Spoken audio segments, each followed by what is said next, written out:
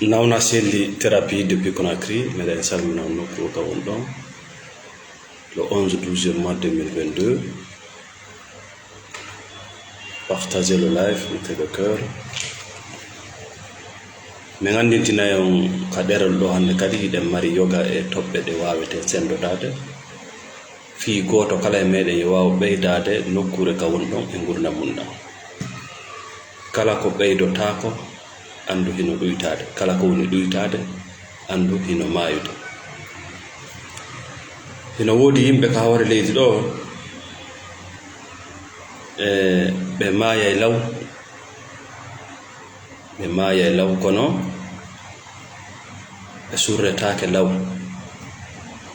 Mana eno wodi yimɓe ka hawre leydi ɗo ɓe maya à l'âge de 15 ans ɓe surrama wo ma ɓe heɓi 80 ans 60 ans tuma ɓe mayi noon mayide tawne nden ɓe wata wondude yimɓe ɓe. Merci Keita Boubacar, merci Mamadou Saydou Diallo. Mi fillito ino wodi yimɓe mayaɓe à l'âge de 15 ans, à l'âge de 20 ans, à l'âge de 25 ans, kono ɓe surrama wo tuma tawi hande kadi mayde maɓɓe nden hande kadi ɓe wawetake wondede ko on tuma noon ɓe surrete. Qu'est-ce que ça veut dire? Ko on ɗum firi ko embere ko bane adama suɓi wo o wuuri, sina ɗum haray mo wooda o wuura. Si tawi dewgal ma ngal na an suɓi, golle maɗen wona an suɓi, leydi ka wonda ɗon wona an suɓi, cellal ma ngal ɓiɓɓe ma ɓen wona an woni e suɓade, andu ko a cadavre ko e gurdam ɗam wona gurdam ma wuruɗa. Ɗum waɗi so ɓe inni y a une grande différence entre exister et vivre. Woodegol e wurugol na goto. Siɗa wuuri ɓandu ma no anday, siɗa wuuri dewgal ma ngal anday, siɗa wuuri jawdi ndi wonɗa yangadanedi ndi anday hiɗa wuuri. Fi honɗum a suɓoɗa na ɓe suɓantoma. Buye mo suɓoto ilaka woni paygun ɗon ha 15 ans arana suɓi wonday e ɓe yiɗi ñama ñamitiji welay ɗuɗum ɗanoto nde faala yalta jinna nde faala fofay no faalira noon wartoro no faalla. Mais après les 15 ans 16 ans 18 ans ɓe naata noon e gurdan kopi ko ɗon ɓe mayata. Nden ɗummunde nde wuruɗa ɗon tawa na gurdanɗan suɓiɗa woni ko duuɓi 50 wuruɗa ɓawtu ɗum, woni ko duuɓi 60 tu es un cadavre hari ko a fure.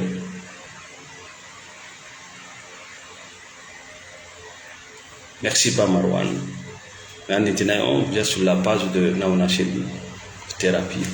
Mais ça me donne beaucoup. Partagez le live, mettez le cœur. Quand maintenant gourdandan devient compliqué pour la personne, parce que la personne est dans une souffrance émotionnelle. Bay ne don no ender tampere so ande yanko ko woni e sowde ko mona ko mo wona ko moƴƴi, parce que bana adama wawata sowde ko moƴƴi si wona hara himo e ko moƴƴanimo. Si tawi de wona an woni suɓade ko wonda wattade kon ko wonda ñamde kon relation ma dewgal n'importe quel travail kala na an woni e suɓade sikke ala tu vas tomber dans la souffrance émotionnelle non résolue non ronke ñamdede. On tuma noon nanataɗi 19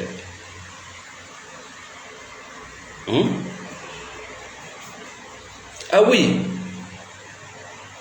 koko yiyata yimɓe no jooɗi yimɓe capanɗe no jooɗi no habbi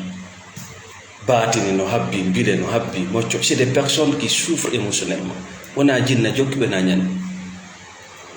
Ce sont des gens qui n'ont pas accepté de vivre leur propre vie, et ça a un prix no mari jokku. Quand tu refuses ça sali que wuurde gurdam maɗa sa woni cadavre, ça a un prix no mari prix, c'est-à-dire no mari joddi ndi duwaɗa yoɓude. Refuser de vivre dans tes propres choix a un prix. Dans ta santé, avec ta santé, tes relations, ton argent a un prix. Oui, e hino ko faalaɗa ko hino laɓam ma ko ɗum ɗo faalla hino ko oto ɗo faalla ko sonnajo faalla ko gorko faalla koye ndi leydi faalɗa wuurde ko ni faalaɗa wuurire tu refuse ça saloɗa ɗum ɗo ko nden ñande mayuɗa ñande ɓe surra e ma nde ko nden ñande ɓe tawi ɓe wata wondude e ma ko nden ñande surraɗa kono neeɓi ko mayuɗa neeɓi ya tellement de cadavre donc la vie devient compliquée devant ces enseignants ɓe sikkadnan hande kadi ko ƴewgol pelle tum ɓe sikkadnan ko sattede tum non si satti yaltirgal no woodi il y a toujours l'alternative a yiyata probléme mo ala solution ko woni ala solution wo ko mayinde non non ko mayde nden tu woni en ala na nden ɗon solution ko lutti kon fof no mari yaltirgal kono antiri sa fermi bafangal a fi a bukke saabiƴe ɗe mais c'est terminé. Merci Malal Fafaya Diallo Souleymane haray no woodi buy e meɗen mayaɓe à l'âge de 20 ans surre à l'âge de 60 ans 80 ans 95 ans wenna kaari ma yiya ɗum neeɓi ko ma meɗen yawde surrugo karin ko fi wota luuɓuɗo mais neeɓi ko mayuɗa seede o tigi ko mayunoɗo woni jindude hoore leydi ndi si o maayi o iwi ka aduna ka o yeehi yawmal qiyama ɓe teɓɓike mo ton o yii réalité mana o yii ko wiyete ko goonga par ce que ka aduna ga ko ga ƴettata masque ko ga wiyata mi faamali jama on fof wi'i fowle ɗum si a ɓe teɓɓike ma yawmal qiyama ɗum kan gonka ngaye no waaliɗa yafenande no waaliɗa sikke wala ko ɗon o tigi innata acce mi rutto on ka aduna waɗa on ɗum o wuura on woɗo wiide yomi rutto c'est que wuurano o rutto kadi waɗa on ɗum il va sacrifier o sakko o itta sadaka mais sadaka mo religieux jon haalanayi ma on ko nafomo on kanko wona on sadaka Allah woni haalde yahe ndaaro ngaya o moƴƴa ka neɗɗo on wiyata ɗon si o teɓɓama neɗɗo cadavre wuurɗo e décision ji yimɓe e faaleji yimɓe e gite e noppi maccuɗo yimɓe si o teɓɓama yawmal qiyama ɓe ndaariɓe tawi kon ɗum peesete na gurdam makko o wuuri hay ko juulata kon naafi makko ko o ñaayi ko wattoto kon naafi makko kon ɗum ɓe o mari ko peese c'est pas pour lui kon ɗum peesete koko tawi ko fii mako ko ɗum peesete tawi noon wona fiima tout est fake o ara ka peese ɓenna men yiyaali ga fus ko tawi ko fiima ikraw ki janggi deftere ta ɗon fof ko fi yimɓe ko on tuma noon o darata o tawa il n'a rien foutu de sa vie kala ko dara no naafi makko kala ko dara naafi makko ko ɓena on to noon ko mako woni on to ko mako parce que ko mako on peeseteɗo on ko mako o inna noon acce mi rutto mi yaha mi golla ko golle ɗen noon mais kallo religieux si religieux jon no firannima o firantama ɗum ɗo firongo Allah ɗaɓɓiri ɗum ɗo non parce que c'est lui ça l'arrange pas qu'est-ce que ça veut dire attendez je vais me retourner je vais aller sacrifier on sacrifice on va des saclaire sadaka mo kamɓe mo ɓe haalana e ma on ɓurɓe e maɓɓe koko nafata ɓe a darni juulirde a hokki leydi fi juulirde na on sadaka Allah on haala ñamminiɗo miskinɓe temeɗere wona ɗum Allah on haala an wurina moƴƴana adunam hirsugol nayi e dammigo wona ɗum Allah woni haalude fes Dieu parle de quel sacrifice ko sadaka on mbo Allah woni yiɗude haalan ɗo pour vivre il faut accepter de sacrifice siɗa faala wuurde gurdam maɗa il faut accepter de sacrifice wono joni siɗa faala gandal tu sacrifies quoi ton temps ko ɗum yiyata janngowo il a moins de temps siɗa faala métier ko goɗɗum accitata ko welayma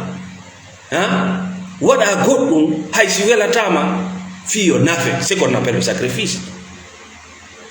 Si la fala heɓude ɓiɓɓe, il faut se sacrifier parce que c'est la responsabilité. Ɗoygol mangol tamma on jawdi ma en tu dois dépenser sur ses enfants. Ko jelo heɓata ɓiɓɓe accitirani parce qu'il ne veut pas sacrifier quoi que ce soit. Ka bugagol o sendotota e goɗɗo mais ka dankagol ko adnan faabo. Il ne veut pas sacrifier son argent et son temps et son amour. Ko jelo mari ɓiɓɓe ɓe gandaɓe.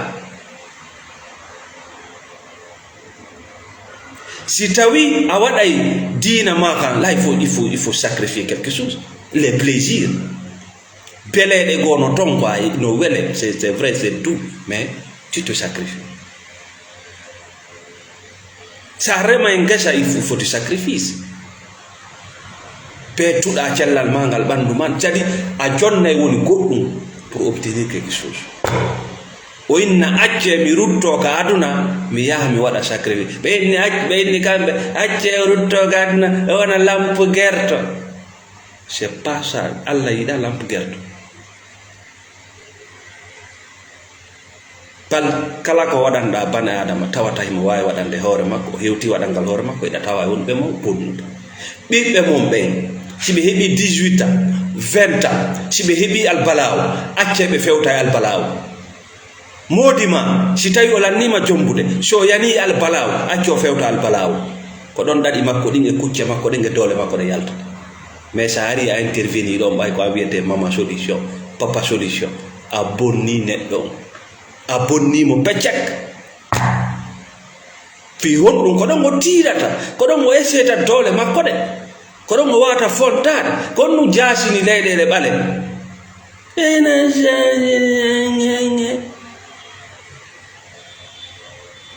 ɓe ronku jaɓude ƴettugol tan fewta e probléme ji maɓɓe. Ɓe fuɗɗo tun eddoy ko yarade sa,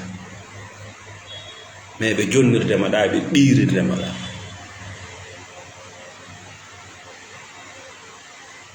Merci Marsad Bine, partagez le live. Minni puy emen maya à l'âge de moins de 20 ans parce que donc conci ɗi fallaɗi ko ɗi gonɗa wattade, ñametemo falla ko ɗum ɗa wattade, komo falla wondata, ko gimi ɗi falla wonɗa yimde, ko piiji ɗi falla wonɗa wadde. Et Allah ne ƴettatama si c'est pas dans la réalité. Allah yiɗa fekka. siko a bonɗo a feeña e bonɗo yahon ɗon ha o réglé wonta moɗo. siko a ɓoyliɗo a wona e ngol lawol ɓoyligo yahon ɗon ha feewa, Allah ƴettata fekka aduna. Tu peux tromper le monde, tu peux pas tromper le créateur. Ko wonuɗa kon a feeñay ɗum, si farjita hoore ma heɓa ko farjite, wata yaltitude yaltitande fenade sikka an e Allah wondiɗa e ɗon. Faites la différence entre le religieux et la religion. Le religieux c'est une question d'homme, ko yimɓe, ko secte, ko halti fotti, ko fiyo deeƴi, ko fiyo ɓuɗɗu, ko fiɓe ka hoggo yoɓe deeƴi, araɓe bonnani hoggongo. La religion c'est un système qui te relie à ton créateur. Mais attention, si goɗɗum go bisike hakkude ma Allah yeeyi, konko bisuɗa hakkude ma Allah ɗon ko an yoɓata, ko an yoɓata ɗum, parce que Dieu n'est pas loin de toi. Le religieux va toujours te dire aro ha e an ɗo habboɗal an ɗo min mi yettinoya ga Allah, aro ha e an ɗo. Ouais, c'est comme ça. Le politicien c'est comme ça, Batini c'est comme ça, Bileko comme ça. Aruha e an ɗo min giɗo Allah, min wonɗo yiwde Allah, min wonɗo faltodirde Allah. Aruha e an ɗo hatta ɗo min mi yaha mi yidane Allah mi ara, mi andi tun ko a yoɓata transport makko. Joni noon o yaha o yahata, c'est toi qui vas payer son transport. Ko an yooɓi tama ko ñamata ko, ko an wattatamo paɗe, o yaha o tourna ko ɓawa ride o arta fi on non, parce que ni Allah no woɗɗuma. C'est ça le religieux.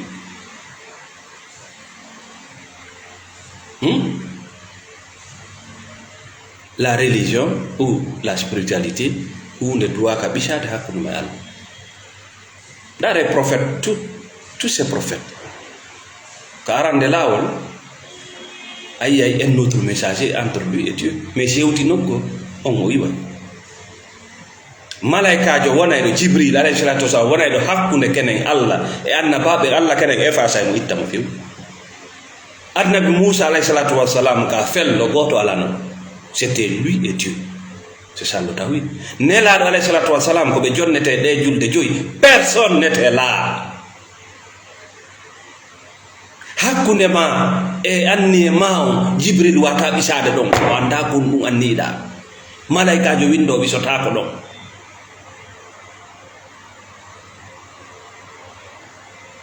A tiiɗata si goɗɗum no ɓisi hakkunde ma e Allah ko ɗum wiyete shirku hay siko nelaɗo ɓisuɗa ɗon a tiiɗata par ce que ko Allah tagay ma o disanoki nelaɗo o disanoki Jibril o disanoki yummama e bemma o faalama wiwde si a faalama yiidude e makko wota diiso goɗɗo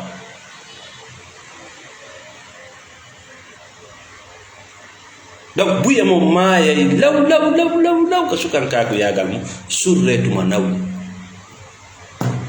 buye mo maaya ka sukanka ko yagal moɗo ko si nawi non surre kon no ma surre ko fita lu on nebi ko maayda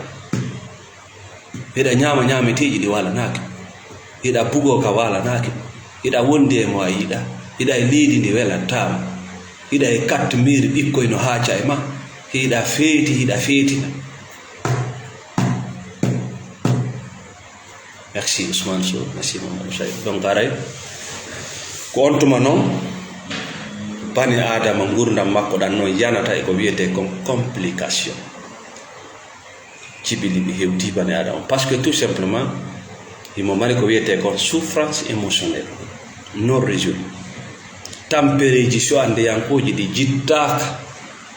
kram ko batni jittantama ɗum mocco jittantama ɗum c'est purement personnel, c'est un travail que tu dois faire, c'est un voyage que tu dois faire seul. Religieux jo wali jo watama jittande ɗum Allah tagatama o waɗe bane adama fewta e makko wasina ko a kullu non o yettata ɗum Allah tagatama waɗane cerveau waɗe bane adama waɗe suɓotoɗo o ƴettane non yettantama ini ɗiɗi yadata o waɗatama bane adama o teddine o suuɓine o waɗa guil machine wi e ma sophistiqué ara haaja e makko no o ƴettata ɗum kenen sa wi Allah ndiyam wadda yiite par ce que ɗa wondi e ndiyamɗa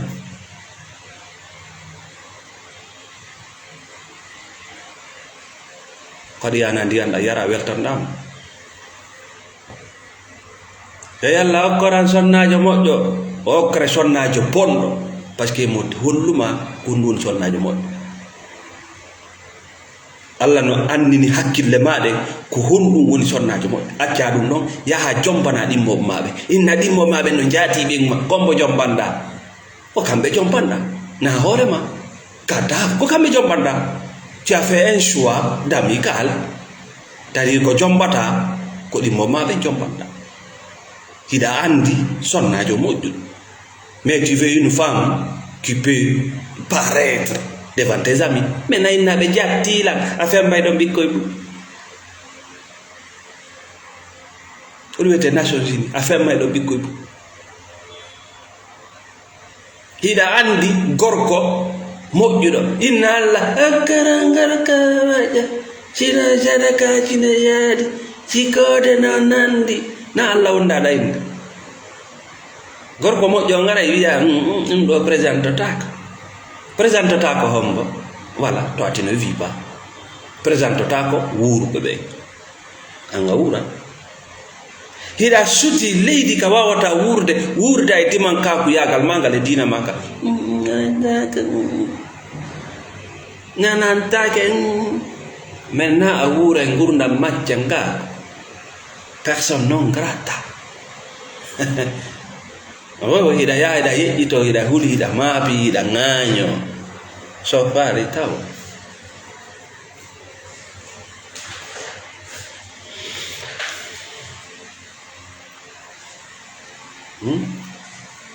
bangaray hida ɗaɓɓa jawdi ndi a jeeya hiɗa darna cuuɗiɗa waalota ko en hiɗa sooda otoje wona fiima ko gon daare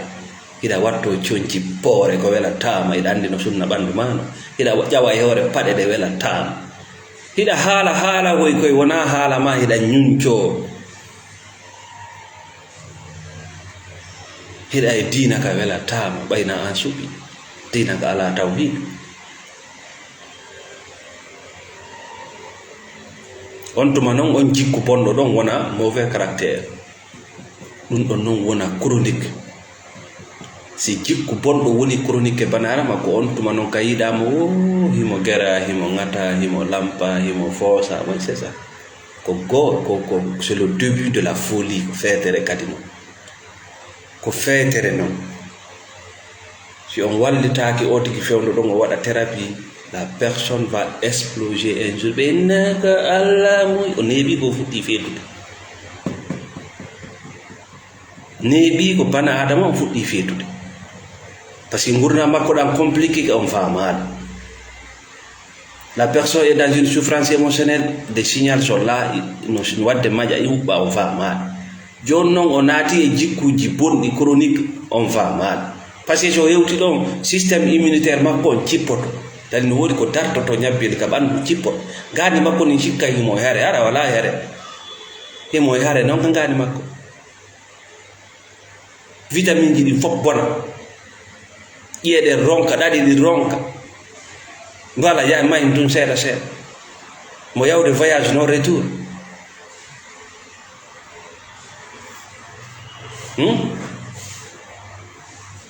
concentration makko on ɗuyto sa yewtimo ɗo haala fayda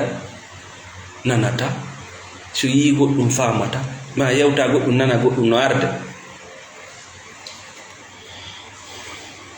ko fewndo noon bana adama on doit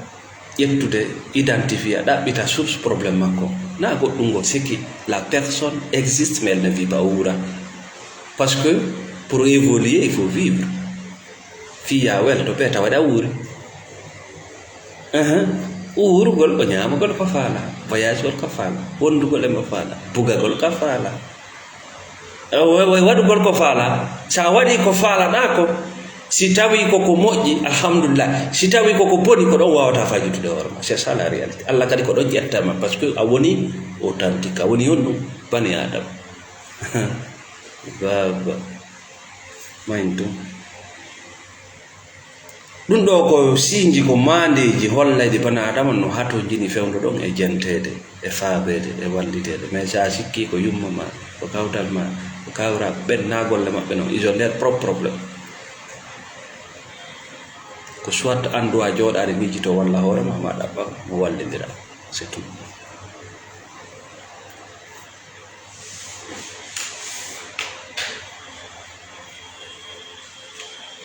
yiyata banade mon ko alana wonana himo fiida ñitto hino diskita yimɓe no haɓita yimɓe hawreji ɗin ɗuuɗi a wayra no bimbi no welti 14 heures no wayi o fintori mo yawde vers un voyage de non retour très dangereux si banadama noon hewti ɗo a wattana yiila si o waɗima an ko boni wota sikku ko boni konko e ma woni ta sikku kan bonnude ko neɗɗo nawnuɗo wonɗa hoolirde wono waɗe ko boni immorde ka ɗengal makko ma ka jungo makko ma ka miijoji makko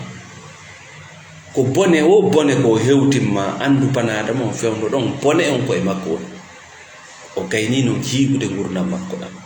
ko ngen yiite o woni yaltinde wona probléme on wona an sikkugol ko ma no na e ma probléme o woni par ce que sifa ɗum no wadde goɗɗo ko saldide sifa ɗum no feƴƴa hakkude ma goɗɗo saldide kan feewi mais pourquoi pas avec lui faam bete probléme on ko e makko woni yiite ngen no e makko aaden timmuɗo aaden hisuɗo wawata wadde sifa ɗin piiji banadama hisuɗo goɗɗo yennoreji gono toon attaque ji gono toon yewtireji gono toon mais si tawi an kadi e makko on foti hakkillara e ɗon kan a hoyya mi dawaɗa hemo wiila kori watta gila ko bonma wadde ɗum ko hombo kori feetuɓe no heewi kadna ɗo sadi maayi no neeɓi hawkino gurdam mum ɗan des années et des années on frustration et humiliation wonɗo e makko ɗon ko ɗum yiyata sa yi a tawa ɗum no waɗi kene ran no jowɗa ni e to assalamu aleykum gonɗo gadde waccaga innaji ɗin hay innaji mawlanaɗe a naatoya yiite ɓayange ɗin o ñaawoye a yinola goɗɗum goɗum a yinome menen ko mabiri men ko pesete ɗon a yinome mi yalima captage capti capte foin naati ok a fenoɓe dina penale wona ɗa ede kolum naara naate yiite onon ɓe fenoɓe a go papa guerina go kaɓe kawa a yinomo guere tu peux expliquer ça A plus B a yino ɗum gonno addiya ay ko dina penale wono ede kolum naara naade on ɗon kadi yiite ɗon kadi lande ɓe lampinalan ko ɗum gadi mi arde lampima kala hari ko a lampu gerto lampima no jokki no heɓira gurdam lampuma itta ɗum morɗen dowle an Allah gollata ka ma yo Allah ala golle kawno goɗɗo maayi goɗɗo waɗi goɗɗo neeɓi goɗɗo waɗi goɗɗo bugi goɗɗo neeɓi fatti ko gera jangali ko gera Dieu n'a pas de place chez vous. Merci Mariam Diallo. On tuma non gurdam makko ɗa wonata complètement compliqué fi honɗum il n'a pas accepté de vivre de sacrifier son temps son argent pour quelque chose qu'il aime hey kayɗa sutila si ɓandu ma no wima no faala a tew wande yaw ñama si awra ma wi no faala bugagol yaw ka dagi sa faalama artude ka leydi ma tu as les papiers tu as les moyens prends l'argent tu rentres hey c'est tout c'est la vie ko fof non merci Rahim ko fof ko lutti ko fof ko haalaɓe ko hawdetma wonta ɗo ñañano ɗorina an jeyi a jeeya puttere fof sa jeeya a naɓorta puttere ko hay kasange maɗon goɗɗo o débrouyoto ɗon kasange maɗen goɗɗo débrouyoto ɗon nden ñande je te le jure kasange maɗen goɗɗo débrouyoto ɗon ittoya dépense kasange on ko jeeɗu maître o meɗen par ce que ko miskimɓe tu ɓattoto ɗum maître o meɗen tañini ko 10 000 francs o yawa ɗaɓa kom 4 500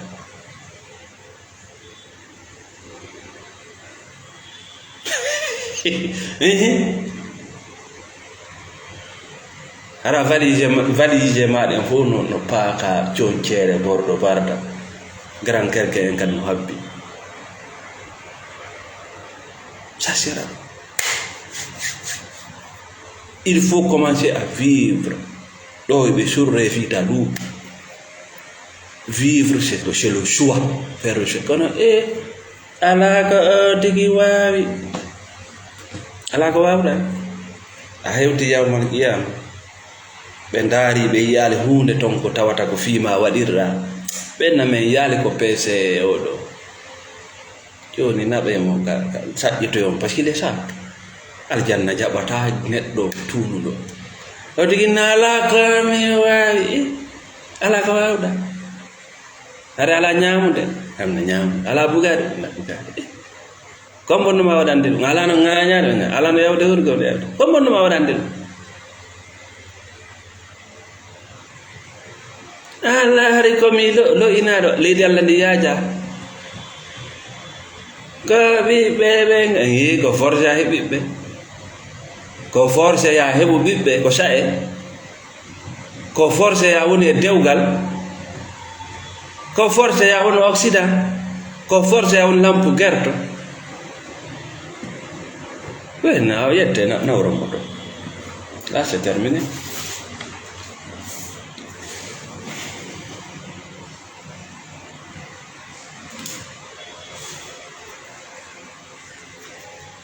Donc,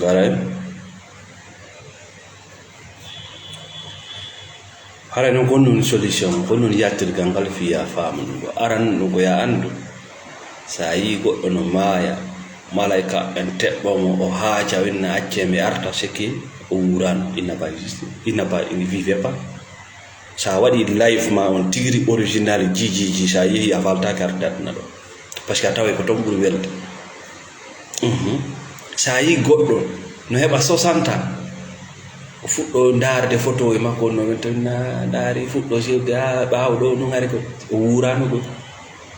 goddum laawi ke mo sina dum ayo wiidata haalgol fi dum parce que o wuri o yalti e forowol makko o wadi o wi mais say toti non ni za si mi ando no jaga e wudi makko din na vale sukanka ku yaga jiwa na faali ko do wadi si mi ando no on nawlata e sukaɓe on sa jombi addimo ɗon o nawla hay ɓenguma par ce que wurano si mayi ko même probléme no faala juguno mundo no faala pentirde no partout ɓuurali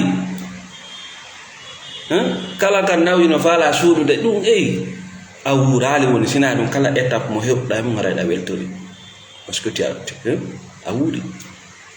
donc may sa hewti wala haali ɗo andu hunde wotere no wonirɗa neɗɗo moƴƴo wo ma no udditirɗa ɓernde ma nde wo ma no wonirɗa aadem moƴƴuɗo wo ma no wonirɗa aadem wawɗo jontude bana adama haqqe wo andu ɗum hunde wotere yimɓe ɓen koko ɓe mari kon sendoɗo to marɗo yiite e makko ko yiite o tampinayma marɗo ndiyam e makko ko ndiyam o tampinayma donc yaltu felgol yimɓe ɓe woodi yimɓe c'est des cadavres qui marchent ça guéri ha on maɗɗo lidara yi parce qu'il n'existe pas et il vit pas il existe mais il vit pas donc ngeen yiite fof no muuɓi e banadama goto ɓe fotti ɓen fof yo wallumo yiite nge iwa ɓe ɓeyduge karam ko baati ko ɓeydoɓe yiite mbile ko ɓeydoɓe yiite les religieux cannibales ko ɓeydoɓe yiite question réponse jaabo ko ande ko anda ko ɓeyda ɓe yiite parce que on t'empêche de réfléchir piji gon ton si goɗɗo noddima en no mi anda fallait réfléchir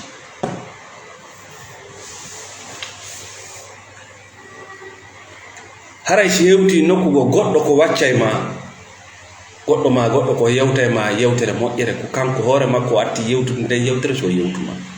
goɗɗo ko aybina e ma ko yenna e ma ko hoore makko atti aybinde ma ko hoore makko atti yennude si o yen goɗɗo si jaɓali wurude aybingol hoore mum ɓurano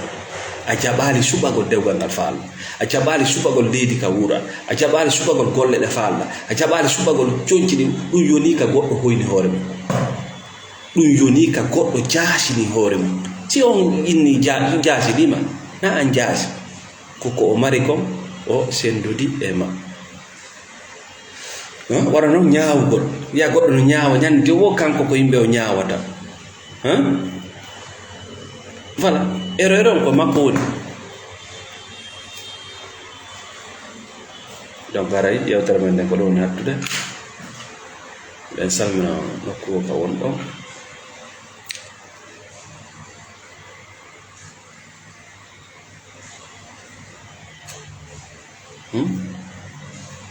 merci Balde Dash, merci Mama Kani, Mamadou Saïdou Diallo. Para ko do wonde hattude hande men tori Allah subhanahu wa ta'ala faami non thérapie ji wona ɗi waɗeɗe ɗo ni min gandintina minen na jannugol woni golle amen wona waajagol goɗɗo sont pas des prophètes nami karaba kojo je suis là pour partager mes idées mi ara woni ɗo mi sendoda yimɓe ɓe komi jogii ko la thérapie mes pensées mes idéologies mi ala jannude ɗo goto ɗum na golle am mi ala waajade ɗo goto ɗum na golle am waajo goɗɗo ɗum na golle am voilà golle am c'est partager les informations so tawi haaji mon noy mum sendude haaji mo ala noon wayja waajo goɗɗo allahu akbar ko ɗum Allah wiyayno nelaɗo a naninta ɓe ka gaburuji les gens ont mal compris no woodi yimɓe ɓe haylade ɗo ka gaburuji ɓe woni Allah inni a naninta man fil bubur yimɓe gaburuji ne woodi il marche ñande ñande ɓe hayla ka yiɗa ɗo kaari wi hunde kaari ɓe wi hunde kaari ɓe nani hunde et il vit pas gurdam maɓɓe ɗam fof sadi ko fi yimɓe. Donc merci Rahim Ba, salamu aleykum wa rahmatullah.